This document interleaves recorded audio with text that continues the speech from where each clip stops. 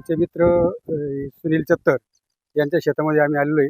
हा धान्याचा प्लॉट आहे आणि त्यांनी सुद्धा ते निर्मलचंच प्रॉडक्ट वापरलेलं आहे आणि ते निर्मलचं प्रॉडक्ट एवढं भारी आहे ना, शेतीचं पोत पण सुधारतं, उत्पन्न पण चांगलं येतं आणि आर्थिक भर मिळते शेतकऱ्याला चांगली. माझ्याकडं 4 एकर जमीन आहे.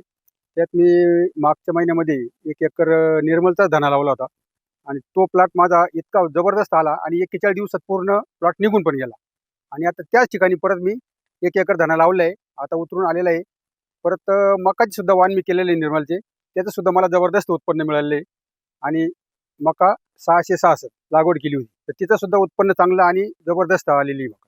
मागच्या वर्षी मी दुसऱ्या कंपनीचं जे मकाला वाण केला होता, त्याच्यापेक्षा मला हे निर्मल शेडच्या मकाचं उत्पन्न डबल मिळालं आहे आणि चांगलं मिळालं आहे, भरपूर मिळालं आहे आणि कमी दिवसात निघालेलं आहे. पानाची रुंदी पण त्याची चांगली, मकाच्या कणसाची लांबी जास्त, जाडी पण जास्त आणि उत्पन्न पण जास्त मिळालं. चारा पण भरपूर मिळाला आणि चांगला प्रतीचा मिळाला. हो, गाई म्हशी त्या आवडीनं खातात आणि असं उष्टवळ असं टाकत नाही दुसऱ्या मक्यासारखं. मी धान्याचा दुसरा वाण जो केला होता त्यापेक्षा या निर्मल सीडचा जो वाण केलेला आहे त्याच्यात खर्च सुद्धा मला कमी लागलेला आहे आणि 41 दिवसामध्ये फक्त एकच फवारणी केली आणि एका फवारणीवर चांगलं उत्पन्न मिळालं आणि चांगला माल आला. त्यामुळे निर्मल सीडचं बियाणं वापरल्यामुळं बाकीचा इतर औषधांचा खर्च वाचतो, खतांचा पण खर्च वाचतो आणि उत्पन्न डबल मिळते.